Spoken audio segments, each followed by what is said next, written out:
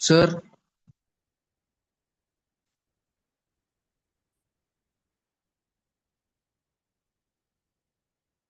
sir,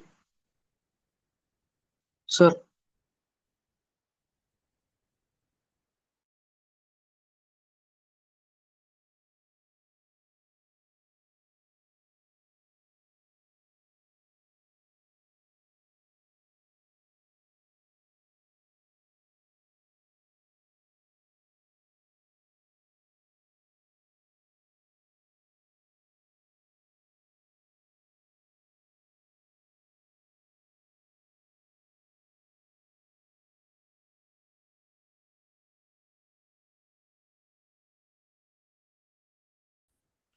Sir, sir, sir.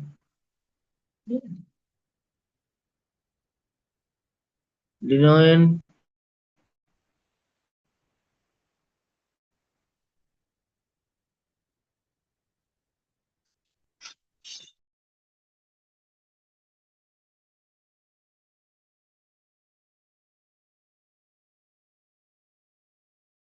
oh, Lino, oh, sir என்னடா என்ன மிரளியாக்கும் வந்துட்டேறா. வந்துச்சுன்னா இது இன்னும்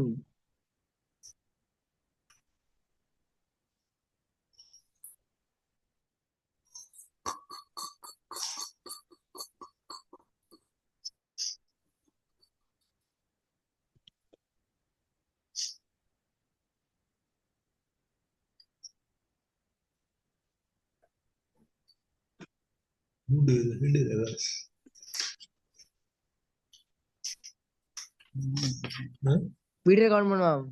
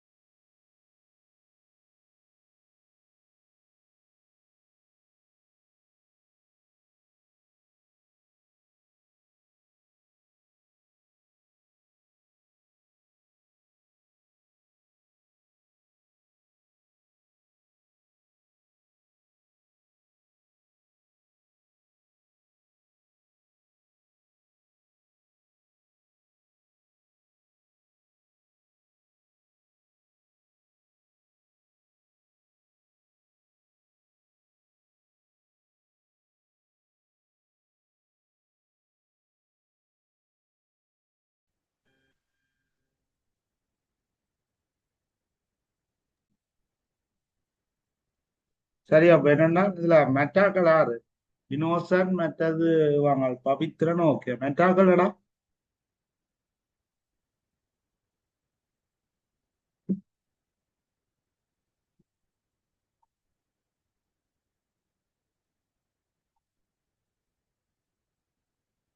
ரைட் ஓகே நான் கலைக்கிறப்பலாங்களா ஓ on sir.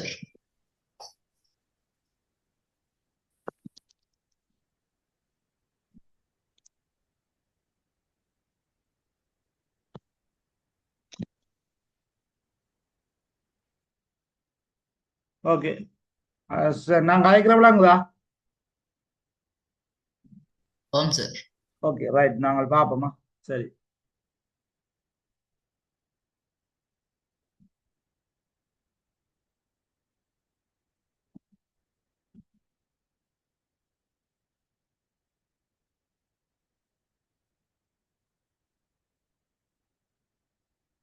நாங்கள் பார்த்தப்போ தசைகளையும் பார்த்து நாங்கள் இல்லையா தசைகளையும் பார்த்து கொண்டிருக்கிறோம் ஓகே தானே On. அதுல வந்து நாங்கள் ஓ தொடுப்புலையும் பார்த்து குருதிகளையும் பார்த்துட்டோம். குருதிகளையும் பார்த்து தசைகளையும் பார்த்து கொண்டுக்கலாம். தசையில ரைட். இப்ப தசைகளையும் என்ன என்றால், அதாவது மூன்றாவது வகை முள்ளந்தண்டு விலங்குகள்ல காணப்படுகின்ற மூன்றாவது வகைகளையும் தசைகளையும், இந்த தசைகளையும் சுற்றி சுருங்களுக்கு, அதாவது சுருங்கி தளர்றதுக்கு உதவும். சுருங்கி தளர்தல் என்ற தொழிற்பாட்டை செய்கிறது தசைகளையும். தசைகளையத்துல தசை களங்களும் இருக்கு, தசை நார்களும் இருக்குது. இந்த தசை கலங்களடாப்பு சிறந்த குருதி விநியோகம் கொண்டது. அதோட ஏன் குருதி விநியோகம் கொண்டதுனால அதிக அளவான ஆக்சிஜன் தசைக்களத்துக்கு கிடைக்கும். கிடைச்சாதான் தசைக்களம் தன் செயற்பாடு ஒழுங்கா செய்யும். அப்ப ஆக்சிஜனும் போசனையும் கிடைக்கணும். அப்போ ஆக்சிஜனும் போசனையும் எங்க வரும் என்றால் தசைக்கலங்கள்ல இளைமணி கூட இருக்கு. உங்களுக்கு தெரியும், இளைமணி தான் சக்தியை உற்பத்தி செய்யும். அப்ப இளைமணி தசைக்கலங்கள்ல கூட இருக்குது. அப்ப அந்த இளைமணி வந்து சக்தியை உற்பத்தி செய்யறதுக்கு ஆக்சிஜனும் வேணும், போசனை பதார்த்தமும் வேணும். போசனை பதார்த்தம்னா குளுக்கோஸ் வேணும்.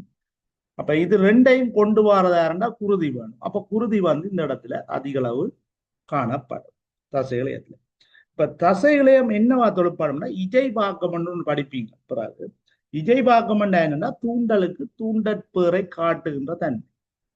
தூண்டலுக்கும் தூண்டல் பேரை காட்டுறதுக்குமான ஒரு கோஆர்டினேஷன், இணைப்பை ஏற்படுத்துறதை சொல்றதான் இஜைபாக்கம். சரியா? இந்த இஜைவாக்கத்தின் போது விளைவு காட்டி, அதாவது உங்களோட உள்ளடுக்கிற கணத்தாக்கங்களுக்கு ஏற்ப விளைவை காட்டுற அங்கங்கள்ல ஒன்றாக தசைகள் செயற்படும். சரியா? தசைகள் செயற்படும். மற்ற விளைவு காட்டியது என்றால் சுரப்பிகள் சொல்லலாம். இப்ப ஒரு உணவை பார்க்குற, உணவுல வந்து உண்ணணுமென்ற விருப்பம் வந்துட்டு கண்ணால பாக்குறீங்க.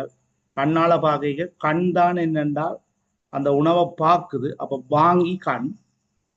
அப்ப இந்த அது சுவை எல்லாம் வந்து மூளையில பதிஞ்சிருக்கும். முதலே சாப்பிட்டுருப்பீங்க, மூளையில பதிஞ்சிருக்கும். அப்ப பதிஞ்சதை வச்சுக்கொண்டு உங்களுக்கு வந்து அதை உண்ணணுமென்ற விருப்பம் பெறும். விருப்பம் பெறைக்க நாக்குல வந்து எச்சில் வந்து சுரக்கும். அப்ப உமிழ்நீர்ன்றது ஒரு சுரப்பி. அந்த உமிழ்நீர் சுரப்பை தான் உங்களுக்கு விளைவு காட்டியா இருக்கு. அப்ப இதுல உமிழ்நீர் சுரக்கிறது தான் உங்களுடைய தூண்டல் பேர். தூண்டல்ன்றது கண் பார்க்கிறது, தூண்டல் பேர் என்றது அதாவது துலங்கல் என்று சொல்லுவோம். துலங்கல் என்றது உமிழ்நீர் சுரக்கிறது. தெரியாது? அவை உமிழ்நீர் சுரத்தலுக்கு, அதாவது துலங்களுக்கும் தூண்டலுக்கும் இடையில கோஆர்டினேஷன் ஏற்படுறது, அதாவது இணைப்பை ஏற்படுத்துறதை சொல்றதான் இஜைபாக்கம் என்று சொல்லுவோம். சரியா? தூண்டலுக்கு துலங்களை காட்டுற அங்கங்களை நாங்கள் விளைவு காட்டி என்போம். அந்த விளைவு காட்டி ரெண்டு மனித உடல்ல ஒன்று தசைகள், அடுத்தது சுரப்பிகள். இதுல தசை இழையம் வந்து ஒரு விளைவு காட்டி அங்கமாக தொழிற்படும். இவ்வளவு முக்கிய. அடுத்தது போவோம். சரியா? தசை இழையம் வந்து 3 வகையா நாங்கள் பிரிக்கலாம். பயன்கூட்டு தசை இழையம், மலமளப்பான தசை, இதய தசை என்று பிரிக்கிறோம். இப்ப மலமளப்பான தசை என்றா என்ன? இது இந்த நாங்கள் கட்டமைப்பு பார்ப்போம். பாருங்க, தசைநார் இந்த கட்டமைப்பு. சரியோட? இந்த ஸ்கிரீன் தெரியுதானே எல்லாருக்கும்? சியாவண்ண ஸ்கிரீனா பாத்தீங்கன்னா சரி. ஓகே, நாங்க பார்ப்போம். அப்ப மலவளப்பான தசைநார்கள் இந்த இயல்பு, அது படத்தை பார்த்தே நீங்கள் சொல்லலாம். நீங்களுக்கு வேற ஒன்றும் இல்லை, படத்தை பாருங்க வடிவா. படம் எப்படி இருக்குன்றால் அந்த இருமுனையும் ஒடுங்கியது, நடுப்பகுதியில அகலமா இருந்தால் அதை சொல்ற கதிர் வடிவம். அப்ப கதிர் வடிவ கலங்க, இதெல்லாம் கதிர் வடிவம். அடுத்து தனித்தனியா இருக்கும். இது ஒவ்வொரு தனித்தனியான இதாகத்தான் கிடக்கும். ஒன்று சேர்ந்து கட்டுக்களாக காணப்படாது, தனித்தனியான கலக்கம். அடுத்தது வந்து கிளை இல்லை, இவருக்கு கிளை இருக்காது. சரியா? அப்ப கதிர் உருவானது தனித்தனியானது, கிளை அச்சது. சரியா? அடுத்த களத்தின்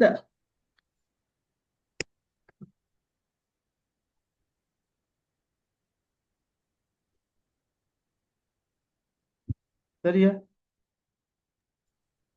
அடுத்தது வந்து களத்தின்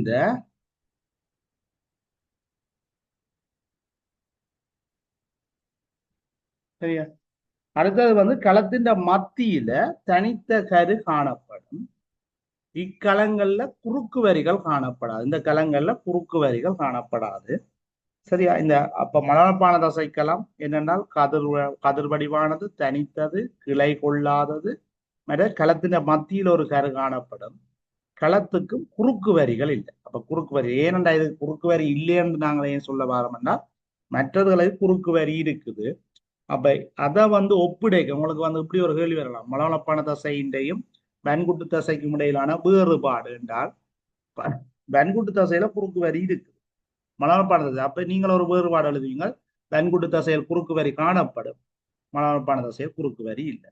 அதே மாதிரி இதய தசைக்கும் மலவளப்பான தசைக்குமான வேறுபாடு கேட்டால் இதய தசையில கிளை இருக்குது, மலவளப்பான தசையில கிளை இல்லை. அந்த வேறுபாட்டுக்காண்டி தான் இந்த இல்லாத இயல்பை நாங்க சொல்லி கொண்டு போறோம்.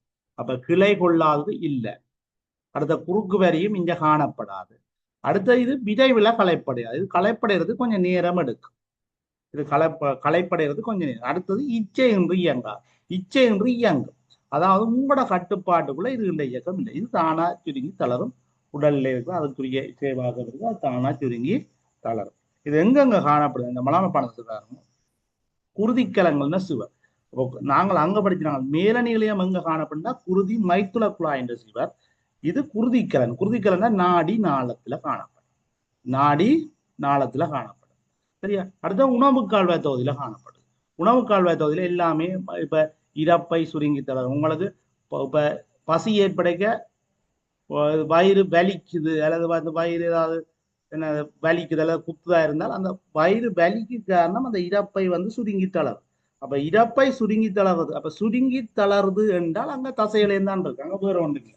அப்ப தசையிலையும் அங்க என்ன தசையிலையும் இருக்குன்னா மனவளப்பான தசையிலையும். அப்ப இறப்பையில மனவளப்பான தசையிலையும் இருக்கு. அப்ப உணவு கால்வாய் தொகுதியில மனவளப்பான தசையிலையும் இருக்கு.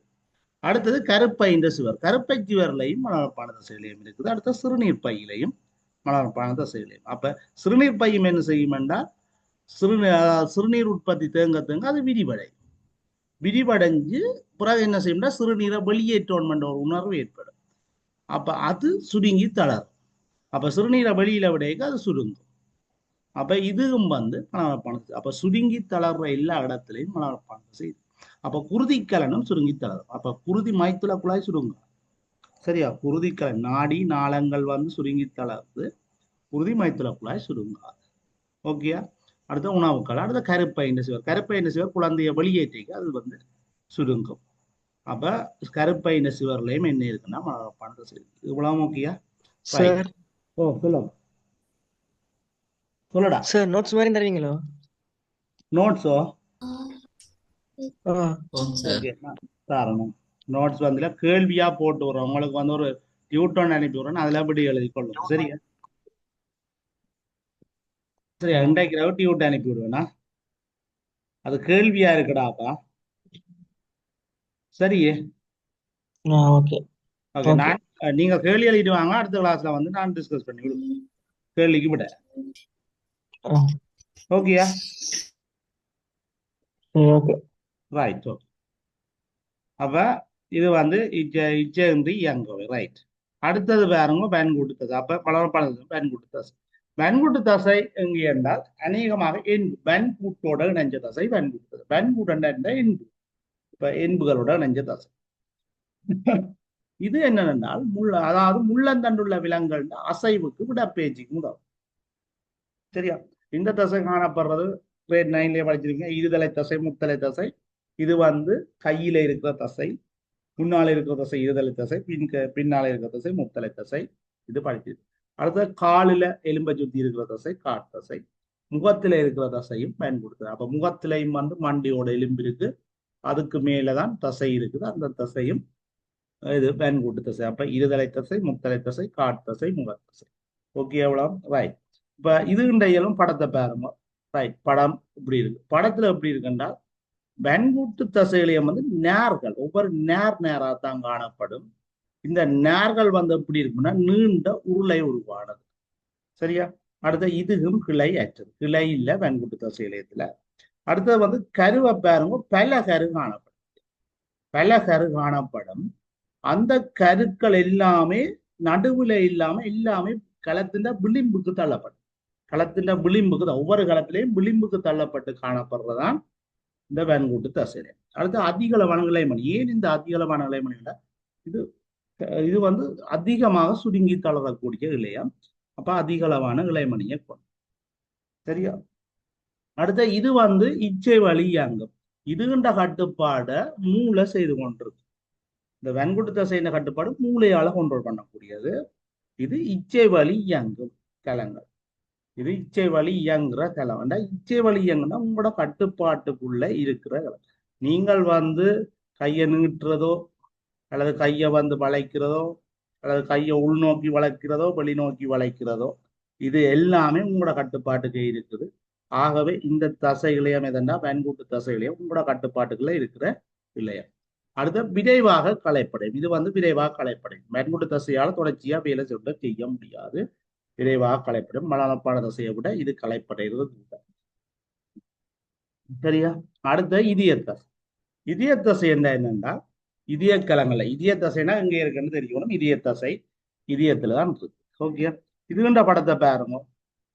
இது வந்து இடைப்பு, அதாவது இக்களம் வந்து கிளை இருக்குது. நாங்கள் படத்தை அந்த நோட்ஸை விட படத்தை பார்ப்போம் பாருங்க. இதுல கிளை இருக்கு பாருங்க. ஒவ்வொரு கலமும் கிளச்சு கிளச்சு காணும். அடுத்தது ஒவ்வொரு கலத்திலையும் அதுல 2-3 கரு இருக்கணும்னு நீங்க எடுத்த ஊரில் பல கரு.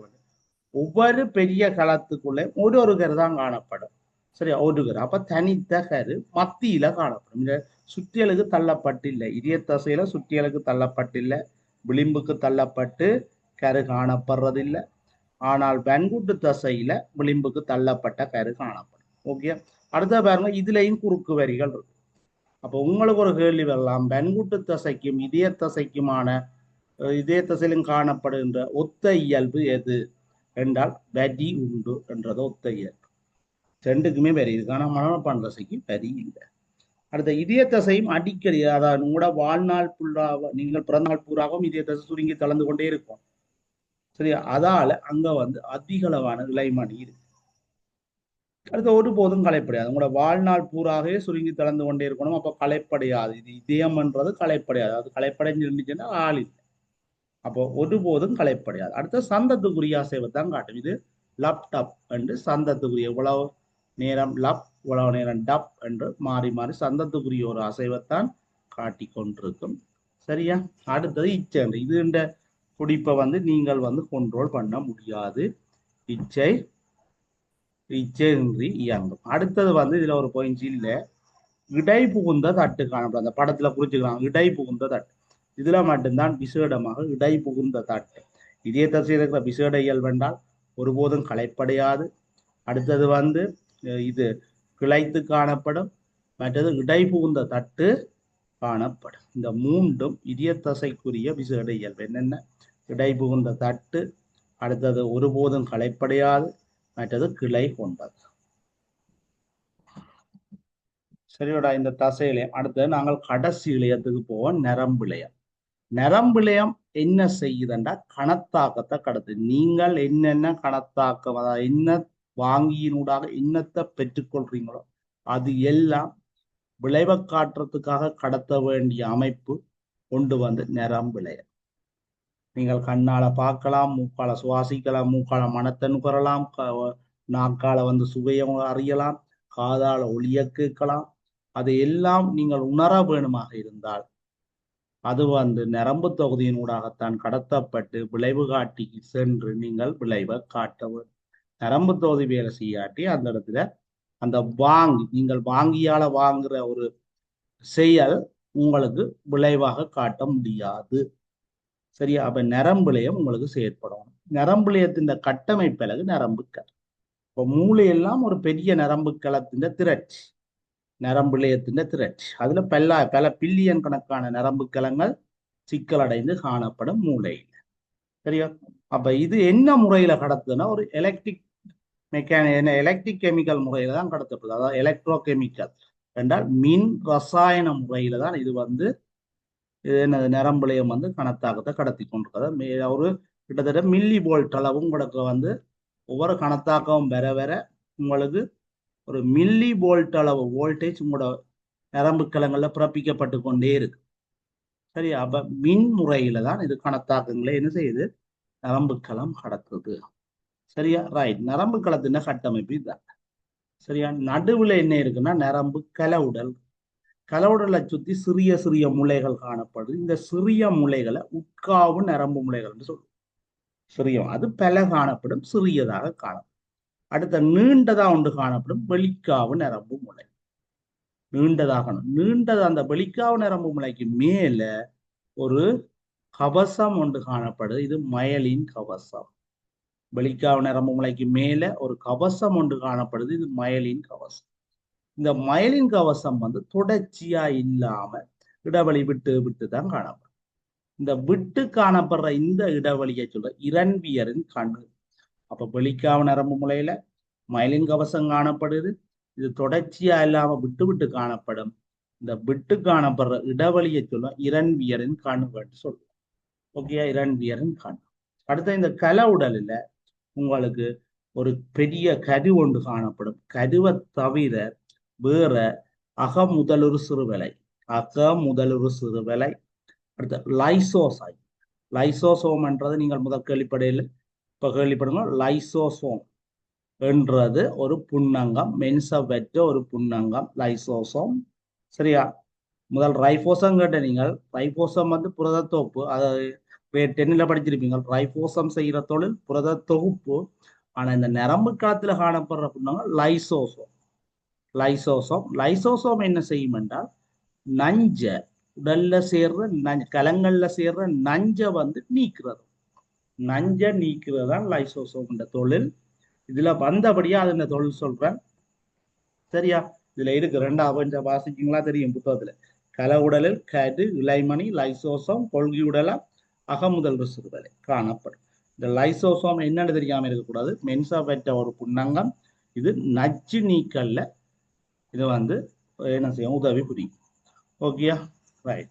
அப்ப நரம்பு களத்துல இதுல உட்காவு நரம்பு முறை என்ன இருக்குன்னா கல உடல்ல இருந்து ஆரம்பிக்கும். அதே மாதிரி வெளிக்காவு நரம்பு முளையும் கல உடல்ல இருந்தான் ஆரம்பிக்கும். உட்காவு நரம்பு முறை என்ற தொழில் என்னென்றால் இதை சொல்ற இந்த சிறிய இதுகளை சொல்றது உட்காவு நரம்பு முறை என்று. இதுண்ட தொழில் என்னென்றால் வாங்கியிலிருந்து, வாங்கி என்றது கண், காது, மூக்கு, நாக்கு, தோல். கண், காது, மூக்கு, நாக்கு, தோல். இந்த உளவு வாங்கியில இருந்தும் கல உடலுக்கு கணத்தாக்கத்தை கொண்டு வரும். இது உட்காவு நரம்பு. அதே மாதிரி வெளிக்காவு நரம்பு முறை இந்த ஒன்று வெளிக்காவு நரம்பு முறை. இந்த வெளிக்காவு நரம்பு முறை என்றது கல உடல்ல இருந்து கணத்தாக்கத்தை வெளிநோக்கி கடத்தும். சரியா? கல உடல்ல இருந்து கணத்தாக்கத்தை எதுக்கு கடத்தும்னா விளைவு காட்டிக்கு. சரியா? விளைவு காட்டி கடத்துறதுதான் வெளிக்காவு நரம்பு முறை என்ற தொழில். இது ஓகேயா? ரைட்.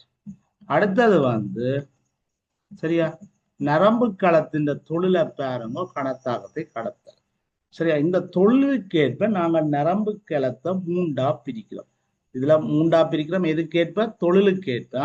அது தொழில் புலன் நரம்புக்களம், இயக்க நரம்புக்களம், இடைத்தூது நரம்புக்களம்.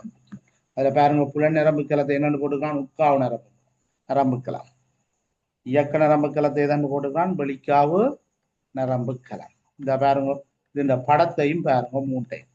சரி, இதுல பாருங்க, இதுல வித்தியாசம் என்னன்னு காண்றால் அப்போ அந்த சென்டர் பண்ணி உங்களுக்கு இருக்கும். அதுகின்ற 2 பக்க முனையில இருந்து தோன்றுச்சுன்னா அது இடைத்தூது நரம்புக்களம். சரியா? கோடு அப்படியே இருக்கு. மேல ஒரு நீர்க்குமிழி அல்லது நீர்க்குமிழி மாதிரி ஒன்று வந்துச்சுன்னா அது புலன் நரம்புக்களம். மற்றது இயக்க நரம்புக்களம் தான். நீங்கள் நரம்புக்களம் மேலேயே பார்த்துக்கீங்க. அதுதான் நரம்புக்களம் என்று நீங்கள் மேல பார்த்துக்கீங்க. அது இயக்க நரம்புக்களம். இப்ப இந்த 3 நரம்புக்களத்தின் படம் தந்தால் உங்களுக்கு என்னென்ன நரம்புக்களம் என்று குறிக்க தெரியணும். வடிவா பார்த்துக்கணும். சரியா? புலன் நரம்புக்களம், இடைத்தூது நரம்புக்களம், இயக்க நரம்புக்களம். இந்த புலன் நரம்புக்களம் என்ன செய்யும் என்றால் வாங்கியில இருந்து எதுக்கண்ட வாங்கியில இருந்து மைய நரம்பு தொகுதி கணத்தாகத்தான் கட்டும். சரியா? இப்ப உங்களுக்கு உட்காவு நரம்பு முளை தொழில் வாங்கியிலிருந்து கல உடலுக்கு கணத்தாகத்தை கொண்டு வருது. ஆனா புலநரம்பு களத்தின் தொழில் என்னென்றால் வாங்கியிலிருந்து மைய நரம்பு தொகுதிக்கு கணத்தாகத்தை கொண்டு வரும். அதே மாதிரி இடைத்தூது நரம்பு களத்தின் தொழில் என்னென்றால் இது மைய நரம்பு தொகுதிக்குள்ளே காணப்படும். மைய நரம்பு தொகுதிக்குள்ளே காணப்படும். இது புலநரம்பு களத்திலிருந்து இயக்க நரம்பு களத்துக்கு கணத்தாகத்தை கொடுக்கும். அப்ப புலநரம்பு களம் என்ன செய்யும் என்றால் வாங்கியிலிருந்து மைய நரம்பு தொகுதி கணத்தாக்கத்தை கொண்டு வரைக்க மைய நரம்பு தொகுதியிலேயே காணப்படுற இடைத்தூது நரம்பு என்ன செய்யும் என்றால் அதாவது புலநரம்பு களத்திலிருந்து கணத்தாக்கத்தை பெற்று இயக்க நரம்புகளத்தை கடத்தும். இயக்க நரம்புகளம் என்ன செய்ய போகுது என்றால் மைய நரம்பு தொகுதியில இருந்து கணத்தாகத்தை விளைவு காட்டிக்கு கடத்தி விட்டோம். சரியா? இதுல இது இந்த தொழிலும் இதுவும் தெரிஞ்சுக்கணும். தொழில் பிறகு படிப்பீங்க, ஆனா இந்த படம் பிறகு பார்க்க மாட்டீங்க. அதனால இந்த படத்தை கிளியரா வச்சுக்கொள்ளணும். சரியா? இதோட உங்களோட பாடமடாப்பா முடிச்சுது. சரியா? முதலாம் பாடம் முடிஞ்சது. சரியா? என்ன மாதிரி விளங்கிட்ட ஏதாவது விளங்காம இருக்க?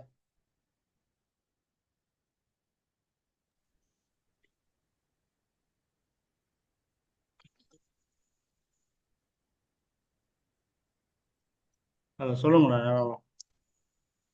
ம்.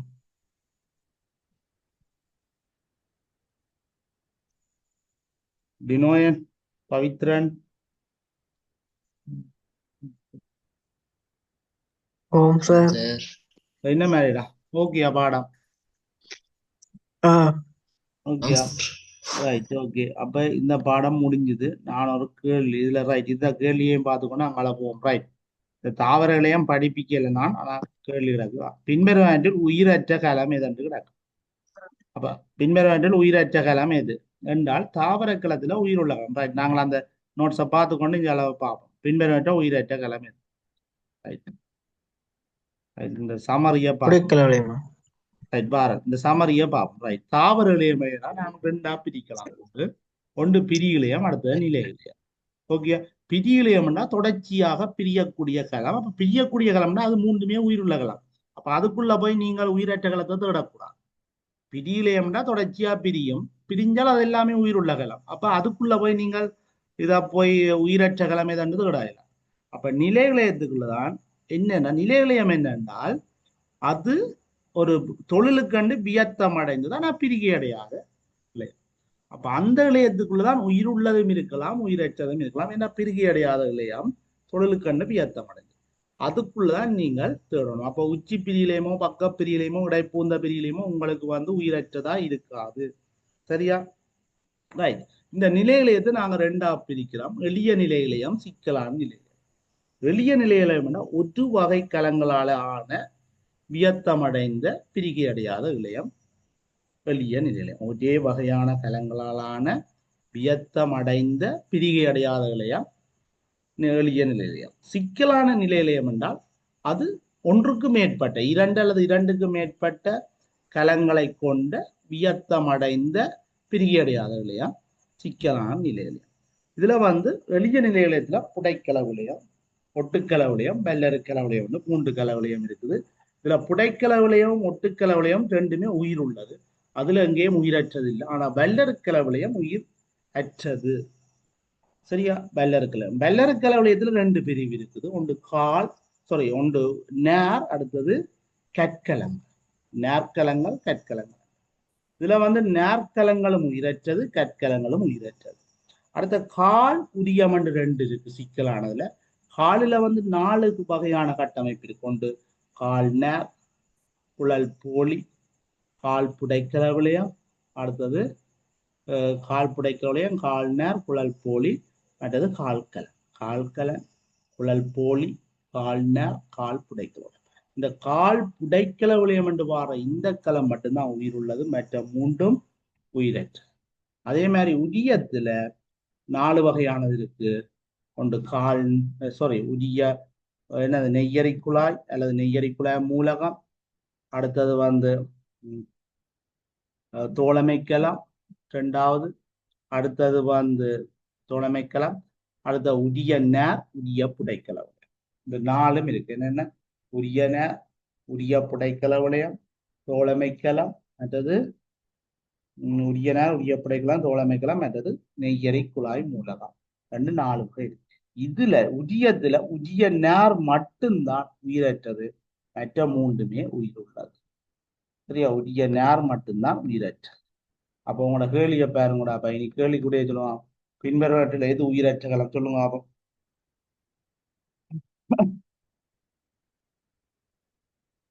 சொல்ல எது அப்போ நேர் நேர் நேர். ஓகே, நேர் தான்.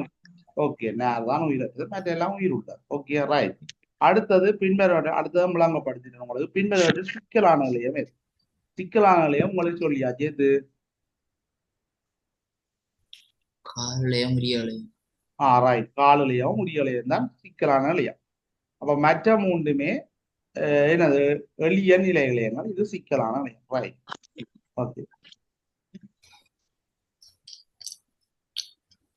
ரைட். இப்ப நுணுக்கு காட்டில ஒரு தாவர இலையத்தை பாக்குறீங்களாம். அதுல பின்வரும் இளைய இயல்புகள் இருக்காம். சீரான விட்டம் இருக்காம். சரியா? பெரிய புண்பற்றிடம் இருக்காம். உயிருள்ள கலமாம். உயிருள்ள கலம்ண்டா உங்களுக்கு 2 பேர் ஆகுது. வெள்ளெருக்கலவளையம் பெறாது, காலவளையம் பெறாது. இனி ஒட்டுக்கலவளையமா புடைக்கலவளையமான்னு தான் சிக்கல். ரைட். நாங்கள் 2ஐயும் பார்ப்போம் என்ன மாதிரி இருக்கான்னு. ரைட்.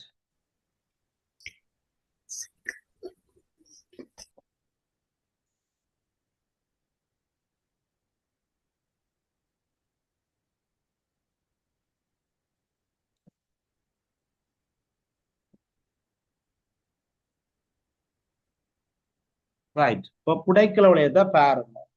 இயல்பு அது பெரிய மைய புண்பற்றிடம் இருக்கும். கலம் எல்லாமே உயிர் உள்ளது. சரியா? கலச்சுவர் மெல்லியது, செல்லோசுவினால் ஆனது. சுற்றியலுக்கு தள்ளப்பட்ட கரு இருக்குது. சரியா? அடுத்தது இளையங்களின் தன்மைக்கேற்ப கலத்துதவழி இருக்கு. சரியா? இது அடுத்தது இதுன்ற இயல்பு கோள வடிவான கலங்கள். கலங்கள் எல்லாம் கோள வடிவாக இருக்கு. இது ஓகேயா? ரைட்.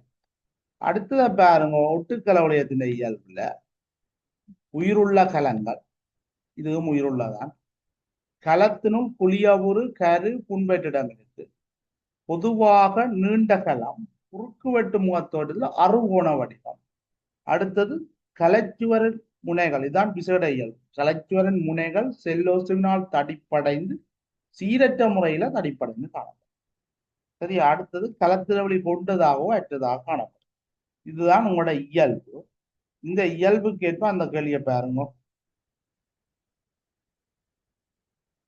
சரியா? நான் ஃபாஸ்டா போச்சேன். சரி, அந்த கேள்வியை பாருங்க. திருப்பி அது பிளாங்கா இல்லாடி திருப்பி சொல்றேன்.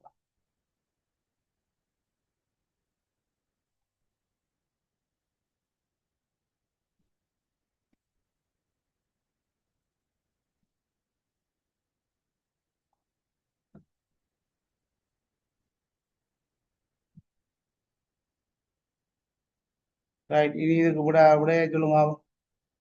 எது விட?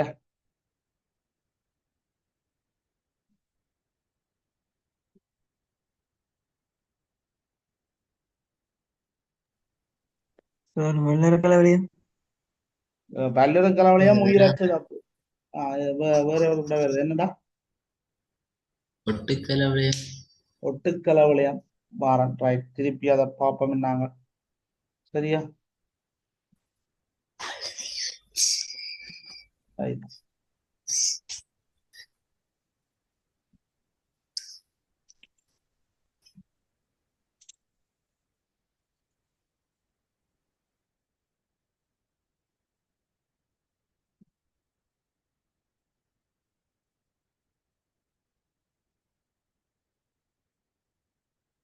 ஒத்த பரிமாணம் உள்ளவை கோள வடிவமான ஒத்த பரிமாணம் உள்ளவை என்றால் ஒரே விட்டம் உள்ளவை என்றுதான் அர்த்தம். ஓகே. அது கோள வடிவானவை ஒத்த பரிமாணம் உள்ளனா ஒரே அளவு. ஒத்த பரிமாணம்னா ஒரே அளவு. நீங்க பரிமாணம்ன்றது அளவு காரணம். ஒரே பரிமாணம் உள்ளவை என்ற ஒரு கூற்று கிடக்குதுன்னால் அது ஒரே அளவான கலங்கள். சரியான கோள வடிவம். சரியா? சரி. இது ஓகே தானே? புடைக்கலவளையம் இது விளங்கிட்டு தானே உங்களுக்கு? ஆம் சார். ஓகே. அப்ப அந்த கேள்விக்கு உங்களுக்கு என்ன விட? புடைக்கலவளையம். ம். புடைக்கலவளையம். சரியோட அது விட ஓகேயா? ஆம் சார். Right.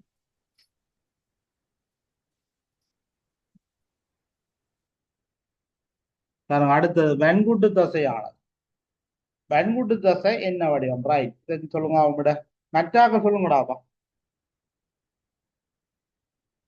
மெட்டாகன்ற பெயர் எனக்கு தெரியல. சொல்லுங்க. சார் கதிருருவானது. வெண்குட்டு தசை கதிர் உருவானதுடாப்பா. சரியா? அதுல நோட்ஸ பாருங்கடாப்பா. வெண்குட்டு தசைக்கு கதிர் உருவம் இருக்கோண்டு. இந்த வன்கூட்டு தசை கதிர் உருவம் இருக்கா? உருளை வடிவம். வன்கூட்டு தசை என்னது? உருளை வடிவம். சரியா? கதிர் உருவம். சரி, நாங்கள் கதிர் உருவம் என்னன்னு பார்த்துருவோம். எது கதிர் உருவம்?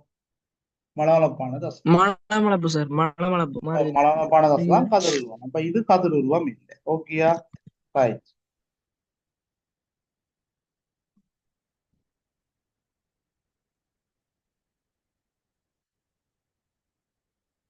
சரி, அப்ப கதிர் உருவம் என்றது பிள்ளை. மற்றது என்ன காணப்படும் சொல்லுங்க. ரெண்டு இயல்பு. கதிர் உருவம் மலமளப்பான தசை. தனிக்கருவும் மலமளப்பான தசையிலையும் இருக்கு. இதய தசை. Right. குறுக்கு வரி. சொல்லு. குறுக்கு வரி.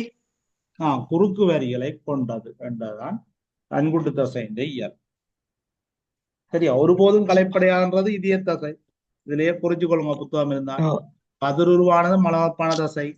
தனித்த கரு மலமளப்பான தசைக்கும் இருக்கு, இதய தசைக்கும் இருக்குது. ஒருபோதும் கலைப்படையாது என்று சொல்றதும் இதுக்கு இதய தசைக்கு. குறுக்கு வரிகளை கொண்டது என்றது அது வன்கூட்டு தசைக்கும் இருக்குது, இதய தசைக்கும் இருக்குது. இங்க வன்கூட்டு தசையின் இயல் வேண்டபடியா குறுக்கு வரிகளை கொண்டதுன்றது சரி. சரி, அடுத்த பாருங்கடாப்பா. மாணவன் ஒருவன் விலங்கிலயம் ஒன்றை ஒளிநூறு காட்டினுடன் அவதானித்த போது அடித்தள மென்சவன் மீது அமைந்திருப்பதை அவதானித்தார். இவ்விலயம் பின்வருவற்றை இதென்று கேட்கலாம். சரியா? ரைட். அப்ப அடித்தள மென்சவன் மீது ஒரு இளையம் அமைந்திருக்குது என்றால் அந்த இளையம் என்ன? மேலணிலயம். மேலணிலயம். ரைட். மேலணிலயம் தான் அடித்தள மென்சவன் மீது அமைந்திருக்கும். அடித்தள மென்சவில் இருந்து அதுதான் போசனையை பெற்றுக்கொள்ளும் குருதியின் மூலம். குருதி நேரடியாக தொடர்பு அற்ற இளையம் மேலணி இளையம்.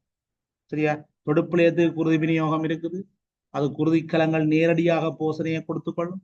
தசை இலையத்திலேயும் குருதிக்கலங்கள் இருக்குது. அது நேரடியாக போசனையை ஒட்சனை கொடுத்துக்கொள்ளும். நரம்புலையத்திலேயும் குருதிக்கலங்கள் இருக்குது. ஆகவே இது மூன்றும் பெறாத மேலணி.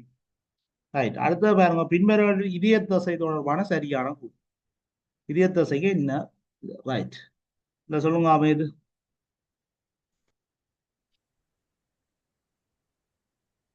சார் ரெண்டாவது. ரைட். இடை புகுந்த தட்டை உடையது இதயத்தை. அப்ப வரி கொள்ளாததுன்றது மலமளப்பான தசை. டைம் முடிய போது அடுத்த திருப்பி ஒருக்கா ஜாயின் பண்ணுங்க. அங்கால ஒரு 10 நிமிஷம் பார்த்து விடுவோமா? திருப்பி ஒருக்கா ஜாயின் பண்ணுங்க. டைம் ஓகேயா? டைம் முடிஞ்சு ஓகேயா? ரைட்.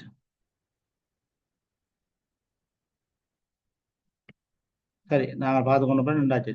இது இடை புகுந்த தட்டை கொண்டதுன்ற சரி.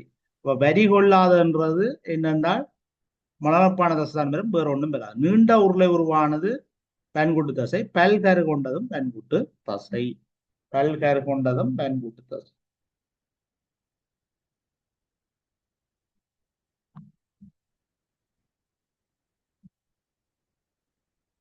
அடுத்த எஸ்ஏ கேள்விடாப்போ அதை நாங்கள் அப்படியே விட்டுட்டு நாங்கள் அடுத்த இது 10 நிமிஷத்துல அந்த பேப்பர் எடுத்து செய்து விடுவோமா? ரைட்.